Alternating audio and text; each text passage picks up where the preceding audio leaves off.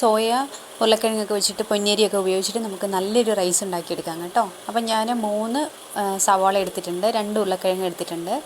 അപ്പോൾ സവാളയും ഉരുളക്കിഴങ്ങൊക്കെ ചെറുതായി നുറുക്കി എടുത്തിട്ടുണ്ട്. പിന്നെ സോയാ ബോളൊന്ന് തിളപ്പിച്ചിട്ട് എടുത്തിട്ടുണ്ട്. അപ്പം ഞാൻ അതിലേക്ക് സോയാ ബോളിലേക്ക് ഒരു 1/2 സ്പൂൺ അളവിൽ ഉപ്പ് ചേർത്ത് കൊടുത്തിട്ടുണ്ട്. പിന്നെ 1/2 സ്പൂൺ അളവിൽ മുളക് പൊടി ചേർത്ത് കൊടുത്തിട്ടുണ്ട്. പിന്നെ 1 സ്പൂൺ അളവിൽ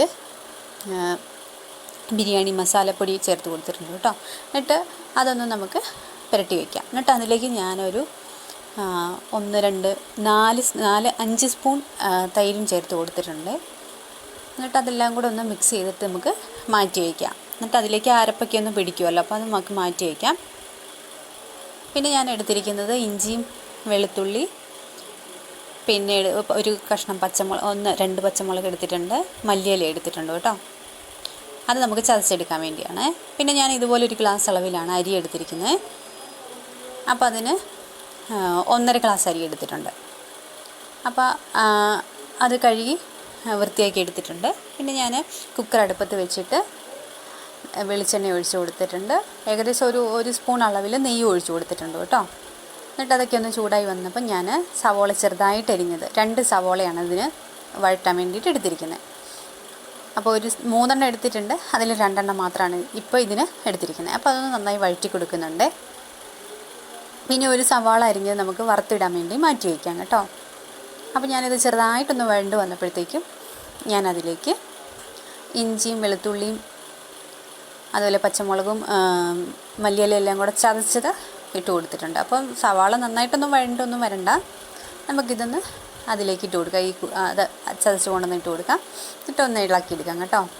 അപ്പോൾ അതിൻ്റെ പച്ചമണം ഒന്ന് ചെറുതായിട്ട് മാറി വരുമ്പം നമുക്കതിലേക്ക് നമ്മുടെ ഉരുളക്കിഴങ്ങും സോയാബോളും ഒക്കെ മസാല പുരട്ടി വെച്ചല്ലോ, അപ്പോൾ അത് ഞാൻ ഇതിലേക്ക് ചേർത്ത് കൊടുക്കുന്നുണ്ട് കേട്ടോ. അപ്പോൾ കുറേശ്ശെ ഞാൻ കുക്കറിലേക്ക് ഇട്ട് കൊടുത്തിട്ടുണ്ട്. അതെല്ലാം ഒന്ന് ഇളക്കി സെറ്റാക്കിയിട്ടുണ്ട് കേട്ടോ. പിന്നെ ഞാൻ അതിലേക്ക് ഒരു ചെറിയ തക്കാളി ഇട്ട് കൊടുത്തിട്ടുണ്ട്. പിന്നെ നമ്മുടെ ബിരിയാണി ഇലയുണ്ടല്ലോ, അത് എടുത്തിട്ടുണ്ട്, അതും അതിലേക്ക് ചേർത്ത് കൊടുത്തിട്ടുണ്ട്. എന്നിട്ട് ബാക്കി വെച്ച സവാള എടുത്തിട്ട് അത് വറക്കാൻ വേണ്ടിയിട്ട് ഞാനൊരു ചട്ടി അടുപ്പത്ത് വെച്ചിട്ട് അതിൽ കുറച്ച് നെയ്യും ഒക്കെ ഒഴിച്ചിട്ട് അതൊന്ന് മൂപ്പിച്ചെടുക്കാൻ വേണ്ടിയിട്ട് വെച്ചിട്ടുണ്ട്, വറുത്തെടുക്കാൻ വേണ്ടി വെച്ചിട്ടുണ്ട് കേട്ടോ.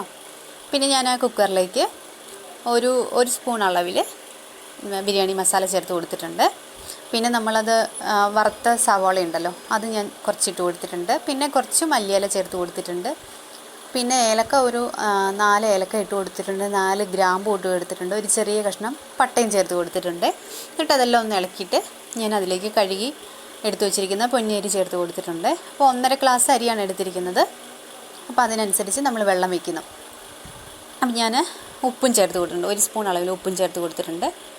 അപ്പോൾ 1 ഗ്ലാസ് അരിക്ക് 2 ഗ്ലാസ് വെള്ളം എന്ന കണക്കിനാണ് ഞാൻ വെച്ചിരിക്കുന്നത്. അപ്പോൾ 3 ഗ്ലാസ് ഞാൻ വെള്ളം ഒഴിച്ചിട്ട് കുക്കർ അടച്ച് വെച്ചിട്ടുണ്ട്. അപ്പോൾ ചോറൊക്കെ റെഡി ആയിട്ടുണ്ട്. ഒരു മുട്ട പൊരിച്ചതും പിന്നെ മാങ്ങ അച്ചാറും ഒക്കെ ആയിട്ട് കൂട്ടി കഴിക്കാൻ നല്ല രുചിയാട്ടോ.